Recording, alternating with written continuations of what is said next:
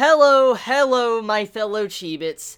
Today I'm here to bring you the weekly manga chapter review of Tokyo Ghoul chapter 34.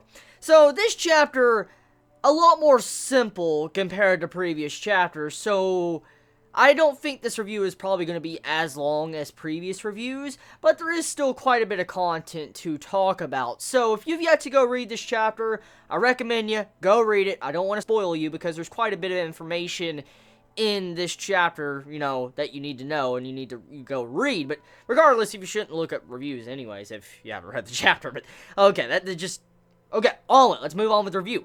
So, I have my, little tablet up here to look at the chapter pages as always, because when it comes to Tokyo Ghoul, I have to use the reference material of the manga panels and stuff to be able to know what I'm talking about, to be able to explain it in a proper fashion. I've been doing that a lot recently when it comes to Tokyo Ghoul, and all of you seem to really enjoy it because I give a lot of good in-depth reviews that you all tell me to, which I don't think I am. I'm just talking about the chapter and just, breaking it down, but anyways, I have my, tablet up here, so if you see me looking down, it's because I'm looking at my tablet trying to explain to you all what is going on. So, I'm looking at the first page here, and right at the first page, already freaking just crazy information we just got. With this first page alone, this first fucking page of Tokyo Ghoul chapter 34 of Shirazu has PTSD after his events with, taking down Nutcracker. And we come to see a little bit of characterization for Shirazu. For one thing, right at the beginning here, you see how there's a bunch of darkness all around him. Like, you just see the page starts off with him just looking, he's in darkness. And then he hears Genshi, he hears his name being called out. And all of a sudden you see this figure of a man. You don't see the person's head, like his face, but you see this figure of this man, and you see the bottom of his feet. As it continues on, it says, "I'm sorry." And then Shirazu turns around, and he says, "Dad." And he's like, and then you hear the voice of the person says, "I'm sorry. I'm sorry." And then you hear this drip, drip sound. Drip, drip. So I'm guessing some form of blood or something. Water, maybe. Water sound effect, whatever it is. And then right after that, it says, "Please die." This ain't Shirazu saying that. And then Shirazu takes a good look at the person's face once again. And then he hears this. "I want to become beautiful. I want to." Obviously, there's two things mixing here. Shirazu has a traumatic past with his father. It's hinting that, Shirazu's father, he committed suicide, hung himself. And if you are easily affected by suicide or any at the means of hanging or anything like that, this chapter is going to be very controversial for some, but Tokyo Ghoul is a very controversial series. So, moving past that point, there's two things that's taken place in this chapter. It's not really addressed again in this chapter. It's really not. It's kind of just shown in the first two pages, and then it's not really gone back to in the chapter. So obviously, typical Ishida, this is probably going to be some foreshadowing and some major setup for something down the road. Maybe not this arc, for instance, this upcoming shoe arc. Most likely it could be another 80 chapters down the road when whatever this is gets addressed. So that's the point I'm getting at. Right now, this is some setup for something in the future. Maybe not near future, but in the distant future, maybe near future with Shirazu, maybe an arc for him or something, because right now he's facing a huge dilemma. He faces a dilemma to where he had to take upon himself, he had to use a Quinque from a ghoul he took down. For instance, Nuts. He gets a Quinque, and it's a Chimera Quinque. As we know, when ghoul investigators bring in their ghoul, they get their Kagane, and they use their Kagane as a weapon. And as we know, Nutcracker was a Chimera Kagane ghoul. And Shirazu now has this. He has this as a weapon. And when he sees this briefcase and weapon, he breaks down. And you can get a lot of meaning from this. You can get a lot of meaning from this chapter. Shirazu, first things first, a very kind-hearted person. This was his enemy. Nutcracker was his enemy. He fought Nutcracker, risked his life to kill Nutcracker and defeat Nutcracker. And then, at her final words, like right before, she passed on and died, she acted human. And as we saw, Shirazu was shocked by how human she acted. She just wanted to be beautiful. She wanted to be beautiful. And we saw a little bit of a brief, backstory. And obviously this is, giving a lot of pain to Shirazu. He's very affected by this. He's affected, he doesn't know what to do, and also there's some certain dark troubles in his past, especially with his father, with a suicide from what we can see. So, right now, Shirazu is at that point where he has to figure out how he can move on past the trauma he has been received, like he got in this last arc we were just in. Now, that pretty much covers majority of when it comes to Shirazu in this chapter. He gets the Quinque, the Chimera Kagune Quinque, and he also has this, trauma that he's conflicted with at this moment, and I highly doubt he is going to, as a leader, since he's now the leader, I highly doubt him as a person is probably going to express his trouble. I don't think he's probably going to really talk about it. I mean, he bawled and cried, yes, in this chapter, but I don't think he's the type of person, honestly, to break down and just tell everybody what is going on. I think he's going to try to hold it in, as a person.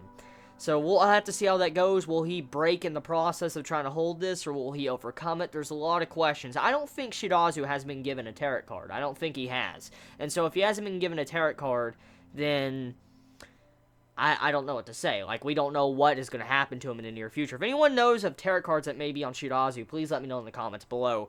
But that pretty much covers the first page and majority of, the aftermath after that with Shirazu. Now, obviously, it still affects him, actually, because it's been months. It's been multiple months since that operation for the auction, taking down, the auction raid. It's been multiple months, and Shirazu's still affected by that. So it just goes to show you, he might not be the person that is cut out for CCG work if one death actually affects him to that extent. He might not be cut out for CCG at all. Okay, so let's move on to the next page. So the next page we get into, let's see, that's, Shirazu being, upset. He's waking up and getting all sick. Oh yeah, we get some funny dialogue, okay? So on the fourth page of this chapter, we get some funny dialogue. You have it to where the Quinkies, they meet up, and they're at this, little table and all that. They're talking, and there's some funny dialogue. I mean, it's nothing really vital to the chapter, so to say. Like, it's nothing that builds up the plot or the setup for the arc. It's mainly just funny comedy just to get yourself to a good laugh. Like, it's just to laugh your ass off. And I mean, as I've said many times, Psycho, she's like best girl. She's best girl fucking Tokyo Ghoul Reach. She is. She's fucking best girl. I love Psycho so much. She's so cool. Cookie-chan is amazing. And so, let's actually quote for what she says. Let's quote this entire thing. This is multiple characters talking. I want to do quote for quote. Why did your online friend say, "Hey, Psycho, why are you carrying my AK?" That's because I kicked that American bastard's ass. And then right after that, you see, I don't understand game talk, so don't talk to me. And then Shirazu's on the side, he's like, online friend? He's like, what the fuck? So, just straight up gamer talk from Psycho. As we know, she is a gamer. She loves playing her games. She sits down and plays games a lot. I'm really liking how active Psycho has been in the past couple chapters. She's very active with the group. Like, you remember in the past when Tokyo Ghoul Re first started, like, Part 2 first started, Psycho was, like, just locked up in her fucking room like a neat, because she is, and she just didn't want to fucking leave. She's like, I want to play my fucking games. Like, she wanted to rest and just play her fucking games, and she didn't want to do shit. She didn't. And after this auction raid, she's became more open with everybody. She's became more open to Shirazu. Like, she's always teasing him about certain shit going on. I mean, the way she goes about everything, she just teases everybody, and she talks, and she communicates a lot more. She seems to be a lot more active after the events of what happened. I think what really has to be a major role here that's causing Psycho to be so active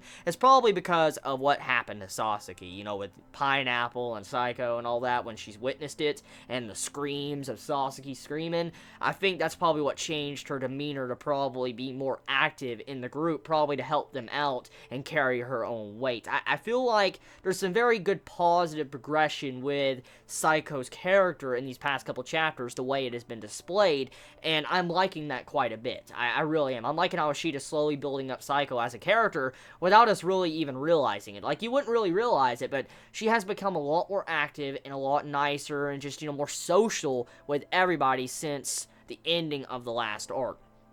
So, enough with, the funny comedy panel that actually did have some meaning, so slap me right there, I was kind of wrong there.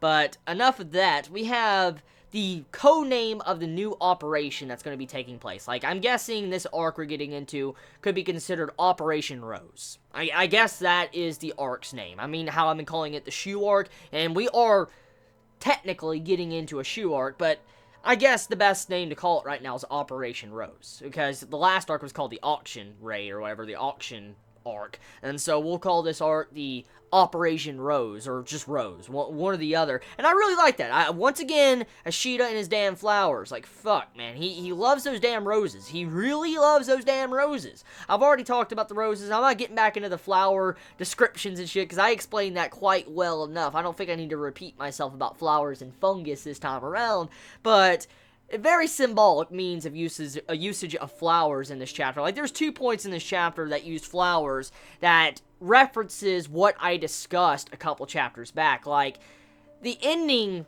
of this chapter, you have a brief little description. I don't have the panel up, so I can't look at it. I can't do exact quote for quote. But in the last panel of the chapter, you see in a little black writing, it says this. It's like, the Rosewall family is disappearing. They have to get up and leave. Like, they're having to move. They're getting up and moving. And the roses are blooming, and will this all disappear? Like, will this household and the roses just disappear? That's kind of what it meant. And this kind of references what I said 2 chapters ago. Remember how I did a long-ass description of the flower that was introduced? Like, I looked up this freaking German flower. Like, okay, what the fuck does this mean? Like, what the fucking... Yeah, I don't understand the shit, so I had to look it up. And from what I found, I remember what I found. I found out that, you know, this specific rose, it reblooms fast. Like, it's quick to rebloom. And since at the end of this chapter it's talking about how the flower, the roses are in bloom, and they might disappear, it references what I talked about. The Tsukiyama family is going to be quick to rebloom, even though they're probably going to disappear for the time being, like they're going underground, or they're moving and changing, or whatever, they're quick to rebloom. This doesn't necessarily just reference Shu as a person. As I said, I thought the roses actually represented just Shu, like, you know, him as a person, and it kind of referenced, you know, his entire standpoint and maybe him reblooming as a person to be able to come back to where he was. But that rose might actually symbolize more than I thought it did. It might symbolize that the Tsukiyama family, or the Rosewald family that is, you know, moving away, it might symbolize them as a family. Not just one specific person, but their entire family might rebloom. For instance, come back and, you know, not go away. They may disappear for the time being, but they will be back. And that's kind of what that really emphasizes in this chapter, I noticed. So, now that I got that out of the way with the roses and stuff, let's talk about this page I'm on. So, one thing, besides the operation, the kidnaps and stuff, and more comedy between Shirazu and Saiko being fucking amazing, we get to see a good long look at Kijima. As I said at the end of my last chapter review of Tokyo Ghoul, Kijima did the hand gesture. He put his hand on his hat, like V. I showed the pictures, I gave the evidence at the end of my review of last week's chapter, so it's all there. Kijima, as I said, is most likely a V officer. Like, he's probably part of the V organization. And we finally get to see a good look at him. We get to see exactly his full body, and judging by the way he looks, he's missing a leg. He's missing a right leg. He's missing, like, part of his face, too, and his ears, from what I can see. He's missing his ears. He's missing part of his face, like patchwork. And the way his arms are dangling like they are, like, you can just see his coat dangling, you could either assume that he's lost an arm or both arms, or he's just hiding his arms or something's happened. Maybe something is under his coat. But this dude has taken a lot of damage in the past, and I'm assuming it's a ghoul, or something else has happened to this dude and really fucked him up beyond repair. And I'm really curious to find out what really damaged him to that extent, to where he's lost a leg, he has this patchwork face, like his ears are fucking gone, his eyes fucked up, his arms may be gone or destroyed or something different entirely. So there's a lot of questions surrounding this dude, Kijima, but it's very obvious by now that he is related to V. I think that is said and done, especially with how his demeanor is in this chapter, with how he is done and written, and how he does the hand gesture once again with his hand to Sasaki. So now that I've covered that, next part to talk about, let's see here. We have it to where, oh yes, Mutsuki. Mutsuki is getting respect, and I am happy to see that shit. I'm so happy to see Mutsuki getting the respect he deserves, because as we know from the beginning of Tokyo Ghoul Re, Mutsuki was kind of looked down upon. Everybody looked at Mutsuki and just kind of put him down, didn't necessarily go straight up to his face and make fun of him, but they kind of put him down. And Mutsuki is getting respect from the squads that kind of put him down earlier on in part 2, and they're calling him Eye Patch, which obvious reference to Kaneki is fucking obvious. And I mean, we've already seen the correlation between Kaneki, white-haired Kaneki, and Mutsuki with the white hair. Remember, we saw Mutsuki with white hair with a panel a long time ago, a couple of chapters, maybe 15 or 20 chapters ago. We saw Mutsuki with white hair. Obvious parallels between Kaneki and Mutsuki is so fucking obvious, it's unreal. So, there we go. And that just, eye patch being attached onto that, I shouldn't even have to explain. It's very self-explanatory. Okay, so next part to talk about, and this is the interesting stuff now that really needs to be discussed. So we come to find out who's going to be working with Kaneki in his squad, or Sasuke in his squad, I'm sorry, I know they're two different people, who's going to be working with Sasuke in his squad. Supposedly S1 squad, the leader, Kori, which we were introduced a long time ago in part 1 of Tokyo Ghoul, it makes an appearance in this chapter, and he says, like, he's going to be helping out. Like, you know, Cody is going to be helping out this squad. Like, going to be helping out this Operation Rose. And we're introduced to a new character also in this chapter, which a lot of mysteries are circling upon. Let's get to this person's name, and then I will discuss it. Let's see. I want to actually say the correct name. I don't want to get it wrong. So this person's name is Hairu. I don't know how to say the last name, like Ihi, or I don't know how to say the last name, but it's Hairu. And this right here, this character, this girl that's introduced, a lot of mysteries, a lot of things that was kind of done in this chapter that hints that she is hiding something. This Hairu is hiding something very vital to the story. Let me explain why. There's obvious signs that she is hiding something, because the introduction alone is obvious. When she goes to introduce herself, she says this. I will do quote for quote. You have it to where, you know, Shirazu is asking for who, you know, what her name is, and then this is what she says. I'm Special Class Ui's partner, Hairu. Now, this is what you can get out of this, okay? Two different theories you can pull out of this panel alone. Two theories. For one, either A, Haru and Kuri are related in some way. Maybe as lovers, as siblings, as family, close distant, or long distant cousins, something. It could be something like that. Or, another theory could be to where she's hiding her name and she's a washu. One or the other. One of those two theories are very possible. Let's explain the different individual theories, because in chapter 141 of Tokyo Ghoul, the part 1 of Tokyo Ghoul, go back to chapter 141, there's a panel when Arima comes up and he is fighting, you know, Eto. He's beating the shit out of Eto and he's kind of trying to wreck her. You see a quick little tiny little panel of Cody being talked to by a person right next to him. We don't get to see this person's face, but Cody's being talked to while he's on the ground and he's injured. Obviously, that person is Hairu. And it makes me wonder the way she acted towards Cody was that she might be some form of lover or sibling or related in some way or something like that. That's what backs up that theory. Number 2, right after this, after her introduction, you have a conversation with Washu. We get a big, giant-ass conversation with Washu, and it introduces something new to this arc. It's a new, major fucking setup for this arc. Maybe not this arc, but maybe 2 arcs down the road, or maybe the endgame of part 2. Because there is an internal struggle taking place in Tokyo Ghoul Re in CCG. There is an internal struggle for power. Whoever is going to be the top fucking dog of CCG. And there's some bad shit going down right now. There's a fight, pretty much. Like, internal politics fight going on. Politics. Fucking politics going at each other right now.